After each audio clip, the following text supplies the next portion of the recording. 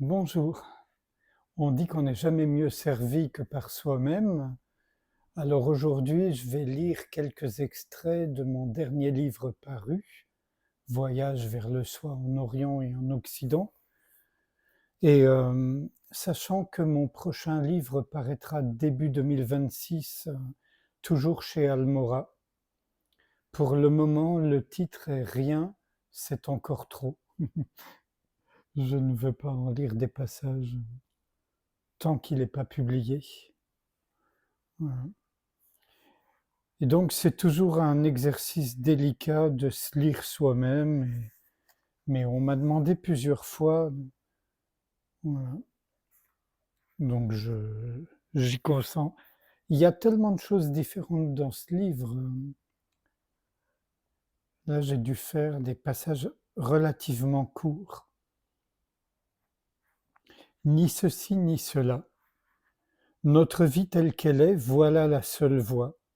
Chaque fois qu'on vous propose de faire quelque chose ou d'adhérer à quelque chose, prenez vos jambes à votre cou et ne vous retournez pas. On essaie de faire de vous ce que vous n'êtes pas. Comme si modifier l'individu pouvait en aucune façon toucher l'être que nous sommes tous vraiment. On va vous dire de respirer comme si, de prendre telle posture, de chasser telle pensée et sensation et d'adopter une attitude positive. On va vous dire ce que vous devez trouver et là, et comment le trouver.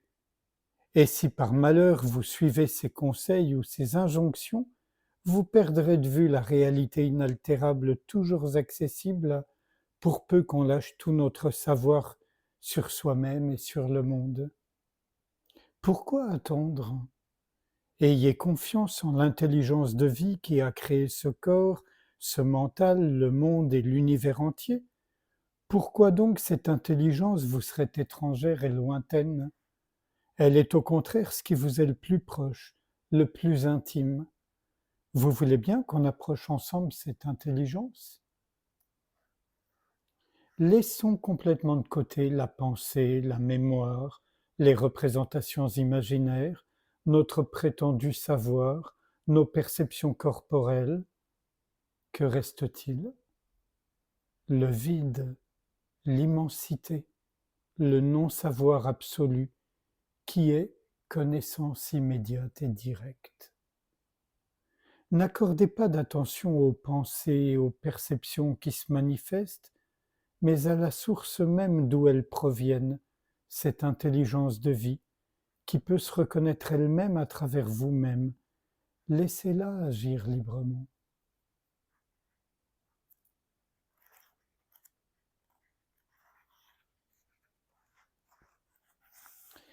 Là, un chapitre intitulé Un nuage flottant.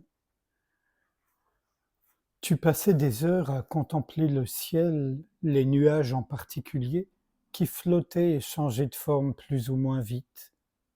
À force de les contempler, tu devenais toi-même un nuage flottant, sans réelle consistance, plutôt gazeux et libre. Tu n'avais alors plus la moindre identité revendiquée, tu étais tout et rien, nulle part et partout, immensité, vide, silence, ni un, ni deux, ni non deux. Aucun concept ne saurait rendre l'absence totale de concept, et surtout l'absence totale de qui que ce soit pour conceptualiser. De retour sous ta forme humaine, tu te sentais d'abord encore vaste, flottant, aux contours imprécis entre intérieur et extérieur, puis tu te donnais au poids de ton corps et à ses autres perceptions. Les sons te transportaient dans des zones corporelles oubliées, les émotions étaient pures, intactes, dépourvues de sensiblerie. Le souffle avait son propre rythme, le rythme du silence vivant. Pulsation, vibration, silence. Une voix au loin t'appelait. Il était temps de vraiment revenir et jouer le rôle imparti. Ne t'en fais pas. Le silence ne te laisse jamais tomber.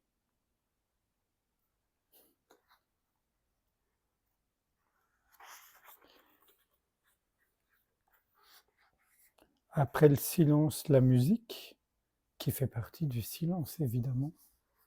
Ce monde est un rêve.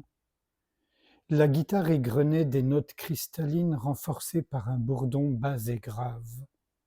J'avais appris du cher que la musique la plus spirituelle peut aussi être la plus populaire, la plus rudimentaire. Comme j'avais grandi avec le folk, le blues et certaines formes de rock'n'roll, ça avait été un véritable déclic pour moi. Inutile de me forcer à jouer des musiques sérieuses que je trouvais d'ailleurs plutôt ennuyeuses, il valait mieux que je continue de jouer les genres de musique qui me venaient spontanément et qui souvent comportaient des riffs accrocheurs et des mélodies envoûtantes et lancinantes.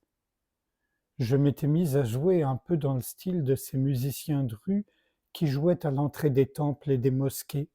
Ce n'était d'ailleurs pas très éloigné de la façon dont mes amis et moi avions passé des jours et surtout des nuits à jouer et jouer et jouer, emportant nos quelques auditeurs dans nos planeries rythmées.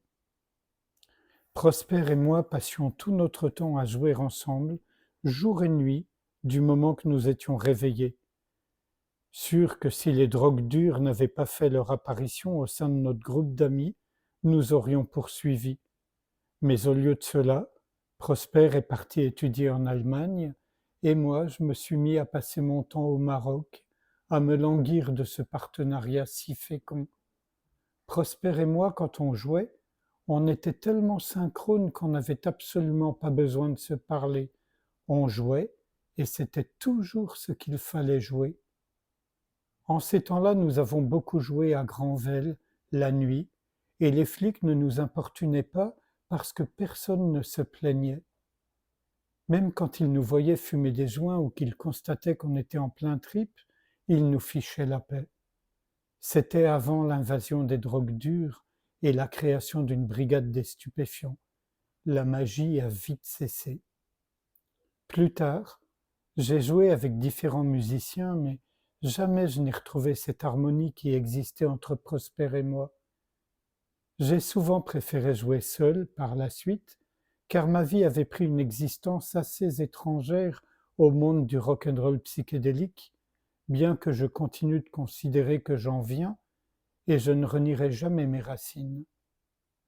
J'ai aussi arrêté de chanter des chansons, arrêté d'en composer.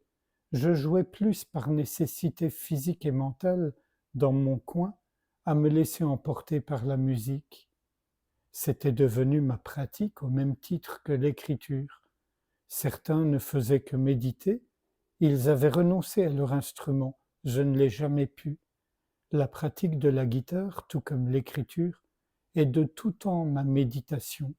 Si par là, on entend un geste qui te fait totalement t'oublier au sens où il n'y a plus la moindre séparation. Alors, vous avez compris que c'était vraiment les années 70, au tout début des années 70, puisque très rapidement je suis sorti de cet univers des substances, on va dire, hein. La fleur qui fait des fleurs au cerveau, comme chantait Jacques-Alain Léger d'Achille et d'Agathe. Et pour moi, c'était un exercice spirituel et pour beaucoup d'autres, c'était récréatif. On ne pouvait pas continuer ensemble. Un dernier extrait, si simple. Quand on réalise à quel point ce qu'on cherche sans le savoir est simple, on n'en revient pas. D'ailleurs, on ne voudrait pas en revenir. Si simple. On abandonne les pensées, les sensations, les souvenirs, les attentes. On abandonne en fait l'identification à cette structure limitée qu'on croit séparer, le corps-esprit, et c'est tout. Pas besoin de se convertir, pas besoin d'adopter un style de vie particulier, pas besoin de changer quoi que ce soit dans notre existence, pas besoin d'aller en Inde, au Tibet, en Chine, au Japon. Une seule chose est nécessaire, et par bonheur, elle est toujours là, la conscience d'être. Quand on a abandonné toute identification à la structure corps-esprit, la pure conscience se révèle. Et la révélation est étonnante.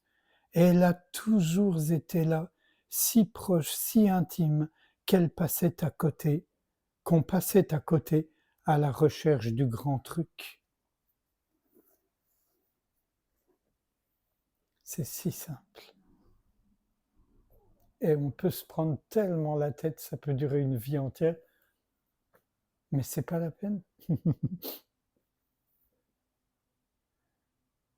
Sans réfléchir à ce qui vient d'être lu et dit, si vous le voulez bien, on peut passer un moment ensemble en silence, sans rien faire.